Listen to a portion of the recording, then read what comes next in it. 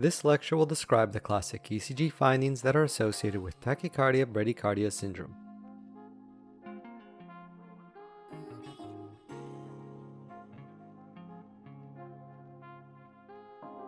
Tachycardia-Bradycardia Syndrome is a manifestation of sinus node dysfunction, one that is characterized by periods of supraventricular tachycardia interspersed with periods of bradycardia.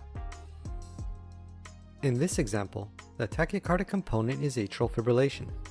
Note the presence of fibrillatory F waves of AFib, as well as the irregular RR intervals. Some other SVTs that can occur include atrial flutter and atrial tachycardia. Following the abrupt cessation of tachycardia, in this example, is a sinus arrest, defined as a transient absence of P waves for 2 seconds in duration or greater. The tachycardic component may also be followed by a sinus pause, escape rhythm, or asystole. Here, the sinus arrest ends with a junctional beat. Note the lack of a P wave prior to the narrow QRS complex. It is also worth noting that the timing of the escape beat is random. That is, the duration of the pause or arrest is not a multiple of the preceding PP interval.